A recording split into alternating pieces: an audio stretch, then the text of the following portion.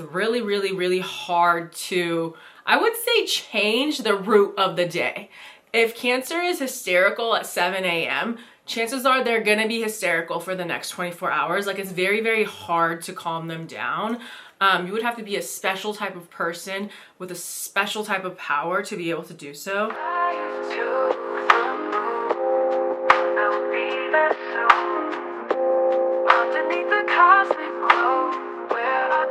Good, you guys, I am back with a Zodiac list, which we haven't done here in a minute, and I'm really excited to get into this one today. As you can see from the title, I titled this video the scariest part of each sign, which it is, but I'll post it here. It is actually labeled "This is 1,000 times worse than hell," and it goes through each Zodiac sign and what it is that they do that is 1,000 times worse than hell. So it is a good one. We're gonna really get into the dark aspect of a lot of the signs, and yeah, feelings are probably gonna get hurt, but we love the tea. And we also love self-reflection. So if this triggers you, maybe there's a part of you that knows you're still dealing with this low vibrational aspect of this trait that your Zodiac sign has, which is totally fine and normal. I think being aware of it is obviously the first step of combating it.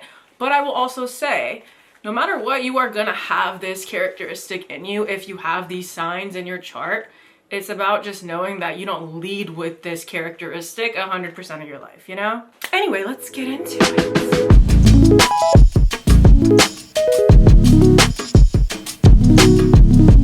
Okay, first up we have Aries, and this is 1,000 times worse than hell. The wrath of an Aries.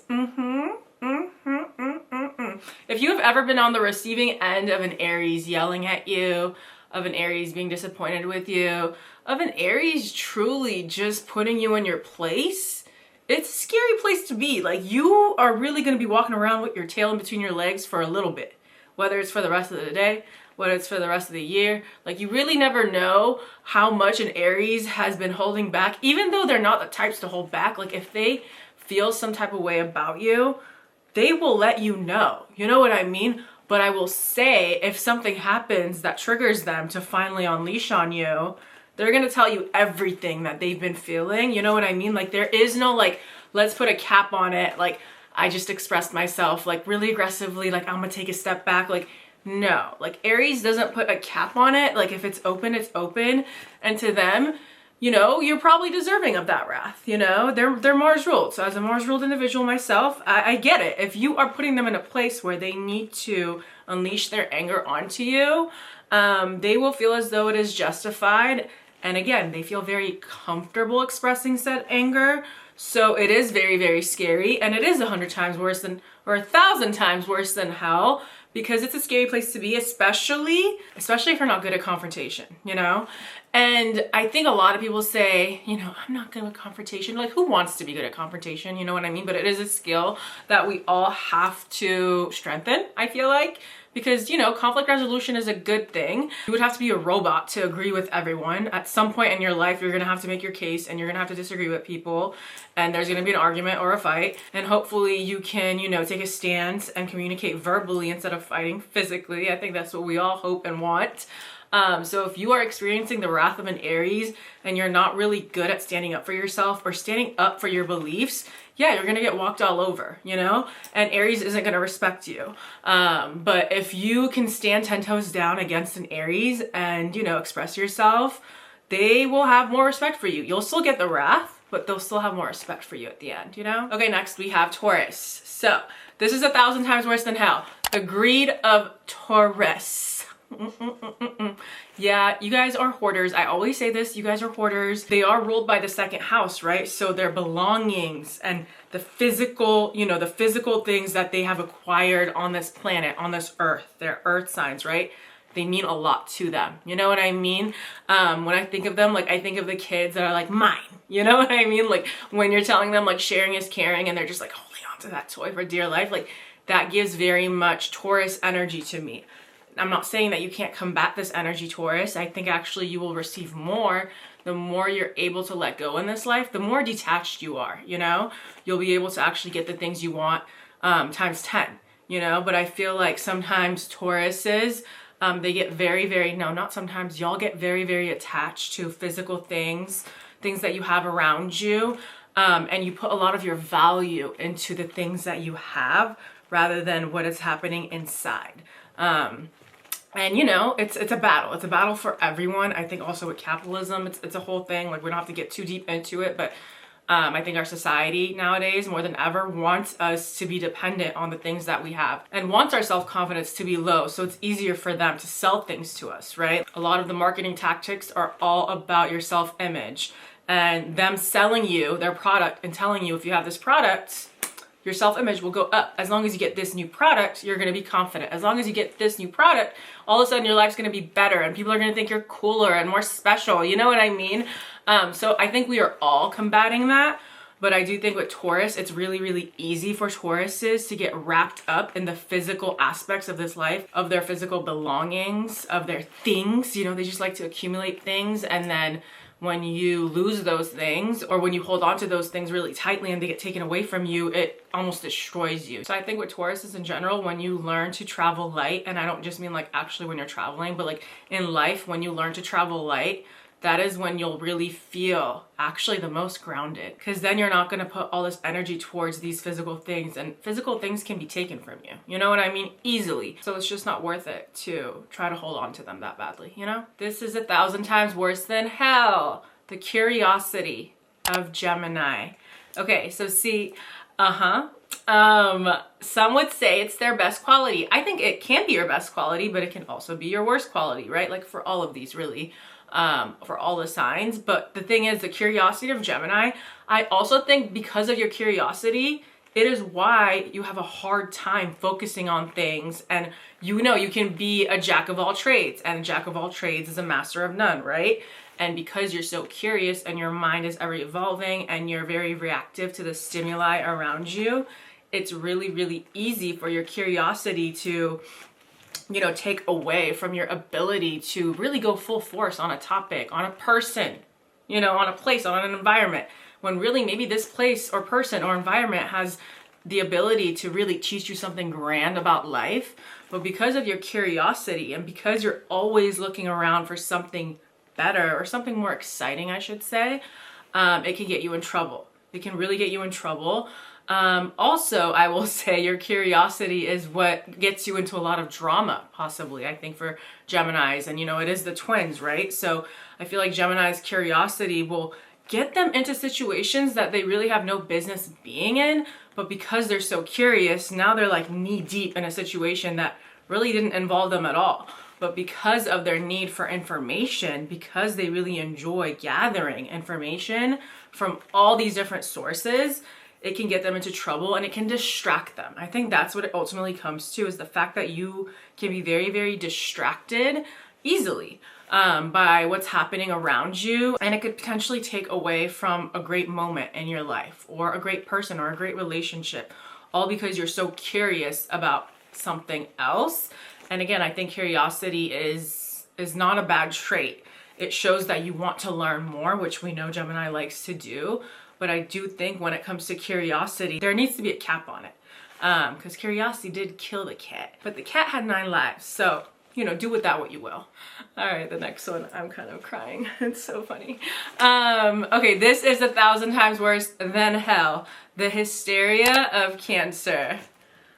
I'm only laughing because I'm triggered. Okay, I'm only laughing because I have been on the receiving end, or I should say I have been in a parallel situation with Cancers in my life where I had to be like the right-hand man, you know, to several Cancers in my life when they are going through this hysteria. That happens often, I would say. But also when I was friends with these Cancers or around these Cancers, it was when I was younger. So I think maybe when Cancer is younger, they haven't really mastered their emotions yet, or their ability to, you know, be a little bit more calm when expressing all their emotions. So the hysteria takes over, I feel like, when they're younger. So maybe that is why I feel really triggered, because when I think of Cancer, I'm not gonna lie, you guys, I get triggered because I think about these outbursts that Cancers have. And, you know, listen, you can't even lie to me. You know, you Cancers have these outbursts when things don't go your way. It is a fact. And yeah, it can be 1,000 times worse than hell, because I've said this so many times on this channel. You better buckle up, because you're coming on this ride with them. Like, if you care about them at all, yeah, you're going with them and you're experiencing this hysteria with them. And it's very, very hard to calm Cancer down when they have decided that they are about to throw a fit. You know, they're cardinal waters, so they're leading with that emotion, and it's gonna get stronger and stronger and stronger as time goes on. You know what I mean? And it's not like it gets better the more they talk about it. Like, I've noticed with Cancer, actually, the more they talk about it, the more they stress themselves out and the angrier they get. And because they're the type of people that need to talk about it, because you look at Scorpio and you look at Pisces, like Pisces isn't in their Delulu land when it comes to, you know, when they're going through their emotional outbursts. They're kind of trying to run away from it, or they're just, you know, not in this reality, you know, they're not here anymore. And Scorpio goes inward. When we are feeling, you know, our wrath, like Aries, when our Martian energy is coming out, we go inward, right? We're really, really in our heads, and it's like building, right? Whereas Cancer, I would say, likes to really talk about it. And they need to talk about it, whether it's with you, the person that they feel this hysteria towards, or the people that are around them, and they need to vent to them. So it's really, really, really hard to, I would say, change the route of the day. If Cancer is hysterical at 7 a.m., chances are they're gonna be hysterical for the next 24 hours. Like, it's very, very hard to calm them down. You would have to be a special type of person with a special type of power to be able to do so. I would say I have some of those powers, or I haven't had to use them in a long time, but I definitely felt like for some of my Cancer people, I was able to really be there for them. But that's not to say that, like, afterwards I didn't go home and I was like, oh my God, like, I need to sage myself, because that was a lot. Okay, next we have the egoism of Leo. This is 1,000 times worse than hell. Yeah, Leo at their lowest vibration, everything is about me, you know? And it's really, really hard for them, I would say, at their lowest vibration to consider how things are affecting other people, you know? Especially when they get passionate, because they are a fire sign. So when egos are involved, I feel like it's really, really hard. I mean, we all have egos, but when you're operating at your lowest vibration and you have Leo in your chart, it's really, really easy for your ego to take over and for you to kind of lie to yourself, because it is a lie, and tell yourself that, like, you're bigger than everyone else and your problems are the most important and people just don't get it and your life is more important. Like, you know that's how it goes when you're operating at your lowest vibration. It's really, really hard for you to see that, okay, like, this affects other people as well. So your ego really just gets louder, I would say, for you, Leo, when you feel like people are not listening to you, right? Because Leo wants to take control and Leo wants to be able to lead the people. And if they feel like they're not being listened to, if they feel like their thoughts or opinions or, you know, ideas are not being respected or even just valued or wanted. If it's not wanted, I feel like that is when your ego takes over. And now you're gonna double down, and you're gonna double down by telling people that, like, they're small and you're big. What is that? Insert that scene from Matilda. You little wiseacre. I'm smart, you're dumb. I'm big, you're little. I'm right, you're wrong. And there's nothing you can do about it. Like, that is a Leo at their lowest vibration. That's what it is. They don't really care about who you are as long as you know that I'm above you. Okay, next we have Virgo. So for Virgo, this is 1,000 times worse than hell. The pedantry of Virgo. And I'm not even gonna lie, I was like, what the fuck is that? So I Googled it. Pedantry means excessive concern with minor details and rules. And if everyone knew what that word was but me, I'm gonna blame it on the fact that English was my second language, so whatever. Okay, but that is so accurate because to me, like, Virgos are the hypochondriacs, I would say, of the Zodiac. And that is because they're obsessing over what could go wrong. The thing is, when you are so detail-oriented, you know, when you are so detail-oriented and you're very realistic, right? Like, Virgo is going based off of the facts, right? So when you are going solely based off of the facts and being realistic and you are looking at the details, all the details, of course you're gonna look at life through the lens of, I would say, pessimism a little bit, because you're looking for little errors. You're looking for things to go wrong so you can be 10 steps ahead of them. But because you have that eye, because you're looking at things to go wrong, that already brings this energy of like excessive concern, right? Because you're really, really hard on yourself and you're telling yourself, like, if I don't get these minor details right, and if I don't follow all the rules, and if something goes wrong, it's on me. And, you know, you're just not giving yourself enough credit, because at the end of the day, if something's going to go wrong, something's going to go wrong. I personally believe we really have no control over the universe. You can set yourself up 100%. You know what I mean? You could set yourself up for success and do everything right, and something out of your control, yes, Virgo, some things are out of your control, something out of your control will happen and you will go crazy. And I've seen it happen with Virgos. I mean, I've seen it happen with me. I'm a Scorpio. I'm a control freak too. I really thought I just had to control everything and everything would be a-okay. But then when everything went wrong, I went crazy. And then I started blaming myself. When really, we don't have any control. We really don't. You can prepare yourself in this world. But at the end of the day, like I said, things can go wrong. And I think that's when Virgo really freaks out. And sometimes it reminds me of this housewife, actually. I love watching the housewives. This lady from the Real Housewives of Beverly Hills, her name is Sutton. And she's a Virgo. And it's one of the things that bugs me about her is that she is very, very judgy, and she like focuses on the little details a little too much, to the point where she's not allowing herself to enjoy life. And I've seen that with Virgos often, where like you're obsessively concerned with things that could go wrong if you're not controlling everything. And by doing that, you're just not letting life surprise you, which I get. Not a lot of people like surprises, but when you release some control, you're giving a little bit of room for the universe to take care of things. And the universe is 1,000 times, 1,000,000,000 times more powerful than we are. So if the universe is surprising you with something, I can guarantee you it's probably going to be a good thing. So give it that time to do it, you know, give it that energy, give it that trust that it'll surprise you in a good way. You could still be a planner and you could still set yourself up for success, but the excessive concern for the details, it's going to make you go a little crazy. It is. Okay, this is 1,000 times worse than hell. The indecisiveness of Libra. Yes. Libra. I mean, I feel like Libra, don't you just want people to just make some decisions for you? And that is the issue, is that you know what you want. I've said this before, I'll say it again. You know what you want, but you're scared of what you want not being the best decision at the end, and of it coming back and haunting you. Because Libra is constantly, you know, weighing out both options. And they're really, really trying to put themselves in a place where like, okay, if I go like this, what will it be? If I go like this, what will it be? Which is the best option. And then finally, when you go one way because you're forced to pick, you're always looking at the other way too. And if it doesn't work out, you get hard on yourself. So I think that's why Libra, you know, it's the scale. They want to make sure they're making the best decision. But when you are around a Libra and they are being indecisive, it is 1,000 times worse than hell. Because you're prolonging shit. You are. And it's funny because I think both the Venus signs for Taurus moves slow. It's just the fact. I think they are the slowest in the Zodiac. And, you know, we could learn something from that. Because what is the rush? Actually, you are so relaxed when you don't have to rush. But also, let's meet in the middle here. Taurus. I feel like all Taurus is everywhere.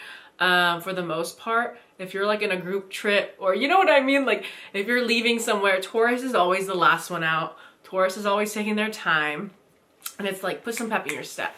But also, again, a part of me is jealous because I'm like, you really do not give a fuck and you're on your own timeline. And when you're moving slower, your nervous system is usually calmer. So there is that. But then with Libra, that is what makes them late.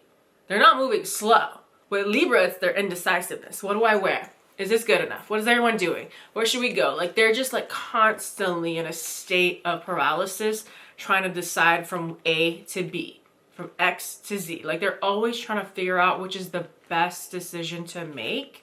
And they don't understand how much time they waste by sitting there and deciding if this is a good decision. Like you're wasting so much of your precious life, Libra, just thinking about which decision is the best decision. Just do it. Sometimes, a lot of times, you make this decision and you didn't like it. Guess what? Maybe you still have time to go to the other decision. But if you just sit there and you don't pick, you're in this state of paralysis. And also, I think a lot of Libras that are at their lowest vibration, they want other people to choose for them. And then you get mad at people when they choose for you and it's not what you wanted, or it didn't go the way you wanted it to, but at least they had courage. They had enough courage to decide to do something. So you can't get mad at your partner or your friends for picking things if you don't have a voice and you're not picking what you want to do because you're so indecisive. You know what I mean? Okay, next. This is 1,000 times worse than hell. The vengeance of Scorpio. Yeah, the vengeance of Scorpio is a scary. Like, I would say, like, of course, like, we're talking about hell. I think of the two Mars ruled signs, Aries and Scorpio. So yeah, ours, I would say, are the worst here. And the vengeance of Scorpio is very, very scary. When Scorpio is operating at their lowest vibration, I mean, shit, sometimes even at our mighty high vibration, if I do say so myself, sometimes you just get this little thirst for vengeance when people piss you off. It could be something as simple as like someone, a stranger, being rude or whatever. Like, we just like get riled up and we're ready to unleash on you. Or it could be someone that like it's been building, you know what I mean, like a relationship where like you really feel like you've been fucked over, or where you feel like people have done you wrong and that they just have never had your best interest at heart, right? Like, we get this thirst for vengeance when shit like that happens. And when Scorpio is at that place where we are seeking vengeance, much like Cancer, there's this hysteria. It's very hard to pull us out of it. Like, we see red. Scorpio sees red and they don't really want to make peace. Like, if Scorpio has decided you are their enemy, if we have decided that we don't like you and that we don't want to get along with you, it's very, very hard for us to sit there and be like, kill him with kindness. You know what I mean? Like, no. For Scorpio also, it's the fact that we are very passionate people. So we love passionately and we hate passionately. Like, there's a fine line between love and hate. We all know that, right? So when Scorpio is actively feeling this, you know, this vengeance, this need for vengeance, I feel like we don't really feel bad about expressing this, because it's easy to express love and it's easy to express our wrath. You know, it's easy for us to let people know why we feel what we feel. I would say not for all Scorpios, but like when you get to a place where you feel like your anger is justified, it is very easy for us to tell people why we're so angry with them and why we don't think they're shit and this is why I don't fuck with you. Like, we really have no problem saying it. I feel like it's cathartic and I feel like it feels really, really good, actually. Especially when people, you know, cross your boundaries. I feel like Scorpio has no problem putting people in their place, but even just thinking about it from a negative perspective, I feel like with Scorpios, sometimes people that don't deserve it can catch our wrath and catch our vengeance, because the people that actually deserve it maybe are no longer in our life, or maybe it was from childhood. So check yourself, Scorpio, if you are actively living with this vengeance, with this hate in your heart that's been there for a long time. Like, there is like, you know, a difference. There's a difference between like having this, like, you know, this little thirst for revenge, or like you're not sitting there plotting every day, you know, for 20 years, but like you can't help but remember the people that like really had you fucked up in the past, and you can't help but think like, maybe one day like I'll get my little revenge. You know what I mean? And then there's like sitting there and being like, I hate you. And if you're living with that hate, then it's like festering inside of you, and that's just not good for your energy, Scorpio. So if you are living with that hate actively and you have this vengeance for certain people, I feel like that is when you should be concerned, because you should put that towards something. I don't know, do that basic shit where you write them a letter and you don't send it, or shit, fucking send it. I don't care. I actually saw this tip on TikTok, this witchy tip. I saw it on TikTok. This creator posted it and they were like, oh, like my grandma and my mom taught me that like if someone is really bugging you, if they're really bugging you, I have not tried this, by the way, I just saw it today. What you do is you write their name and you put them at the bottom of your, you know, foot when you're walking, you know, in your shoe. And it's your way of like feeling like you're above them, you're above the situation. And I guess it's like a good way to like release this energy where you feel like they're trying you. Anyway, I haven't tried it, but it sounds like it works. So Scorpio, maybe that's what you need to do. Because ultimately also you're giving your power away, you know? Every time you let someone trigger you like that, it's a matter of also where it is. Because if you're just standing up for yourself, all power to you. Let it be, let that shit unleash. But if you feel like it's happening often enough where you feel like you're losing respect for yourself, or you feel ashamed afterwards, or you feel like you lost yourself, you know what I mean? When you just see red and you kind of black out, if you don't want to, you know, go through that, then that's how you know the vengeance, it needs to be checked a little bit. Okay, this is 1,000 times worse than hell. The pride of Sagittarius. I had to think about this one, and I've come to the conclusion that this is 1,000 times worse than hell because Sagittarius is ruled by the 9th house, and the 9th house has to do with, you know, religious institutes as well. And Sagittarius can often be that preacher, right? So I feel like because Sagittarius is so worldly, or they, you know, they desire to be worldly, and because they, you know, they can easily take on information and learn a lot, right? I feel like when they are in that state, which is all their life, because that is just the energy they lead with, they can be very, very prideful when people don't agree with them. Like, to me, even though Scorpio can be such a big, like, even though Scorpio can be such a cult leader, so can Sagittarius. You know what I mean? Like, Sagittarius, when they start preaching and when they really start feeling themselves and feeling their message, they can be the biggest preachers. So I think when people disagree with them, Sagittarius has a really, really hard time respecting people that don't agree with them, you know, even though they're very, very open-minded. Have you guys noticed that? Like, Sagittarius is so open-minded, and it's really, really fun to have debates with them and talk to them about anything. But a lot of times their pride gets in the way of them having a calm conversation with people that don't agree with them, you know? And it is also because they're a fire sign and they're passionate, but also because they're Jupiter ruled. When you're ruled by Jupiter, you have this grandeur. You have this grandeur aspect to you, you know? You have this grandeur energy to you, which really makes you feel like you're above it all. And to me, that's pride, right? And to me, that is one of the negative qualities of Sagittarius when they're not operating at their highest vibration. Sagittarius feels like they can walk away from shit because they're above it. And again, there's a positive and negative to all of these, because it's good to be able to walk away from shit when it's not, you know, suitable to your current lifestyle anymore, when you just don't want to anymore. I think that's a good thing. But also, I think a lot of times their pride makes them step away from things instead of explaining to people why they feel the need to step away, you know? And that's not always because they don't feel the need to explain it, but I think sometimes they just run away from those big emotions, you know? And even though they'll say, oh, it's not that deep, for Sagittarius, actually, it is that deep.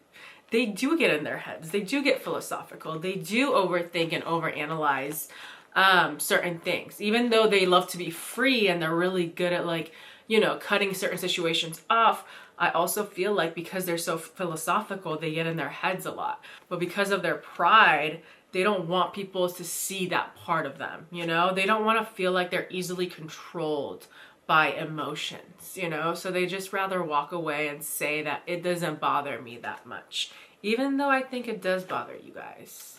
Okay, next we have Capricorn. This is 1,000 times worse than hell.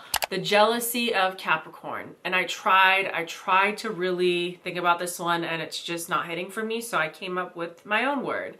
I think actually this is 1,000 times worse than hell, which is the insatiableness of Capricorn. And if you don't know what insatiable means, it's basically someone that is never satisfied. You just have this inability to be satisfied. And again, it goes back to the positive and negatives. Because Capricorn has this drive, and because they can really, really put in the work to get to where they want, I do feel like Capricorn has this, if they haven't figured their shit out yet, they're always going to be chasing something else. They're always going to be trying to fill that void. A void that they probably need to go to therapy for to figure out, you know, their childhood trauma, as we all have, right? But with Capricorn, they want to do themselves proud, which is amazing. They want to, you know, make a life for themselves. They want to be at the top of their game when it comes to every aspect of their life, which leads to them being insatiable, which leads to them not being satisfied. And I think this can bleed into other aspects of their lives. I think there's nothing wrong with being that way when it comes to your career, school, whatever. But when it comes to your real life, when it comes to your personal life, such as your relationships, or, you know what I mean? If you have free time, you can't even enjoy that free time because you're constantly thinking of something else to do because you're just not satisfied with the here and the now. I think that is an issue, and it is 1,000 times worse than hell, because what's worse than never being satisfied? Like, you finally get the thing, you finally have the relationship. How many people talk about how horrible it is when you feel like you've gotten everything that you're supposed to have in life and you're still not happy. That is probably one of the worst feelings and the scariest place to be, because where do you even start? If I did everything right and I got everything I wanted, you know, that I said I wanted on paper, but I'm still not happy, what the hell else do I need to do? You know, and that's also where their pessimism comes from. I think Capricorns, we know, can be very, very pessimistic, right?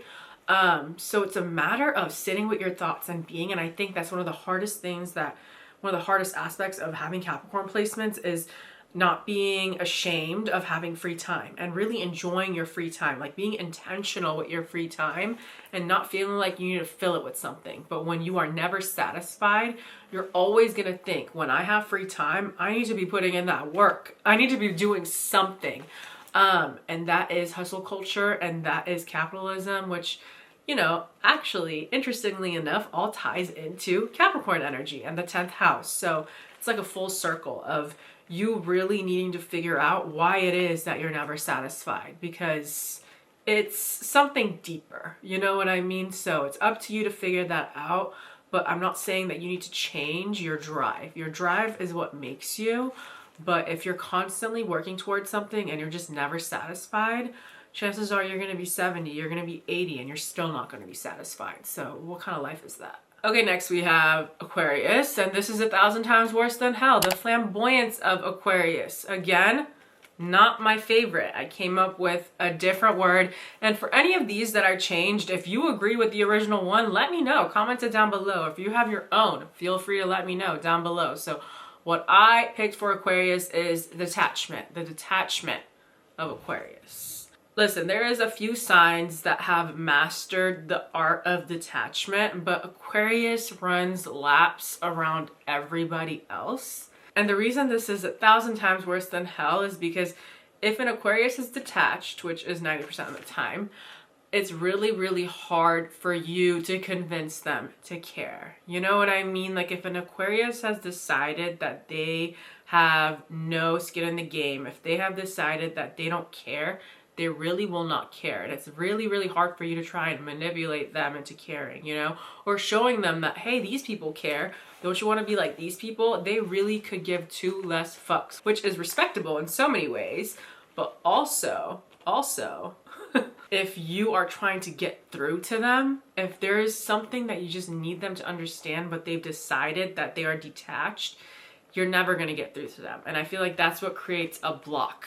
And I think if you have been in a relationship with an Aquarius placement, and maybe one of the hardest things that you guys have gone through, which I think is popular amongst people that have been in relationships with Aquarius placements, is you feel like there's an emotional block and you want them to understand where you're coming from, but you just feel like because they're so detached, they're never really, really going to have empathy towards you. And it's honestly interesting because Aquarius is ruled by the 11th house of community, right? So they're actually really, really good at sensing what people need, what the community needs. But if you are dealing with them and they really, really have decided that this is not that important and that you're doing too much and it didn't have to be that big of a deal, it's very, very hard for you to try and convince them otherwise because they're so good at detaching. And when you are good at detaching, and the positive aspects of detaching means that other people have no effect on you. You know what I mean? Like you can be in your own little bubble. And as much as people try and manipulate you and make you do what they want to do, they have no control over you, which is amazing. But the negative aspects of detachment is someone can be really trying to get through to you. Someone that really loves you and someone that really, you know, someone that really wants to see you win or that wants to make this relationship work. They're trying to get through to you, but because you're so detached and because you're so far away, right? It's really, really difficult for them to form that connection with you again. And it'll just slowly make your relationship drift apart, you know? Okay, last but not least, this is 1,000 times worse than hell. The anger of Pisces. So I also had a difficult time with this one because I'm like, is that really the worst thing that, you know, you could deal with a Pisces? I was thinking the delusion of Pisces. I think that is 1,000 times worse than hell, but I could also see why it's anger. So we'll kind of talk about both. I feel like with anger, it's obviously very, very scary because Pisces is the most compassionate sign. So if you are at a place where Pisces is angry with you and the sole emotion they feel towards you is anger, you really don't know what to do with yourself. You really feel like you're in a whole different world, like this is not the normal reality, there's something off here, because Pisces usually is the one that is the most understanding and that usually shows you the most empathy, right? So when you are feeling the anger of Pisces, yeah, you are like in like cuckoo land. And I mean cuckoo land respectfully. Don't get mad at me, Pisces, because it's scary. Like you really don't know how Pisces is going to operate when they're angry. And it's kind of like a show, you know what I mean? There's going to be like 8 stages of this anger. It's not just like normal anger like an Aries or a Scorpio or a Cancer. Like honestly kind of similar to Cancer, where there's going to be some hysteria, but they're gonna hop in and out of it because they are mutable water, right? Like just when you think that they're quiet, which means the anger has simmered down, then they're gonna come back at you and be like, you know what, since we're talking about it, let's fucking talk about it, you know? Because chances are also Pisces has been keeping it in for a while. They're very similar to Libra like that, where they'll let shit slide, all because they love you so much. You know what I mean? With Libra, they let shit slide because they want to maintain the peace in your relationship, right? They want to make sure shit's balanced. So they are willing to sacrifice their own thoughts and their own feelings, Libra, to make sure that you guys are okay, right? And with Pisces, they are willing to let shit go often because they have so much empathy towards you, because it's so easy for them to put themselves in your shoes, right? So Pisces lets shit go often, but when they're finally angry, again, it starts bubbling up. They start thinking about all the things that they've let go up to this point, and that can be very, very scary. Now, I picked the delusion also of Pisces for this because I feel like when Pisces is being delusional, it's really, really difficult and scary to try and show them the real world. You're really trying to open up their eyes to reality, and they will literally be like, ah, it burns, like get that shit away from me. And you're literally telling them like, no, like if we are going to be friends, if we're going to be together, like if even a child to their parent or a parent to their child, like it's scary looking at someone you love and they're just not viewing life as is. They're literally looking through the most strong rose-colored glasses, and it's kind of hurting you as someone that, you know, loves them, because you're telling them, hey, like as soon as you actually accept this reality for what it is, you can make the changes you need to love life again. And Pisces is like, no, I like being delusional. They're not saying that, but they're literally telling you, I don't see what the problem is. Like, this is what's happening. And of course I'm okay. Don't you see that I'm okay? And you're like, that is not what's happening. Like, are we watching the same movie? You're not. You're not. Pisces is watching a rom-com and you're watching a horror film, you know? So it's really, really difficult to get them out of this delusional state if they decided that this is where they reside and this is where they're happy. You're not going to be able to pull them out of it, and you're going to be the bad guy for trying to do that. So really it's hard, and you have to be patient depending on how much you love them and depending on how much you're willing to do, because if they're at that beginning stage of really being delusional, yeah, they're not going to look at you as someone that cares about them when you try and open up their eyes to reality. They're going to look at you as someone that is dangerous. All right, you guys, that is the end of this video. Oh my God, this is so long. I'm probably gonna hopefully cut it. It's 54 minutes. Oh my God. Hopefully it's shorter than that when I cut it. So if you made it till the end, I hope you had fun. Don't forget to comment about what you thought about your sign. Did it hit most for your sun, moon, rising? Let me know. Don't forget to comment down below, and then don't forget to like the video, subscribe if you haven't already, and I'll see you guys on Thursday for the podcast. Bye, y'all.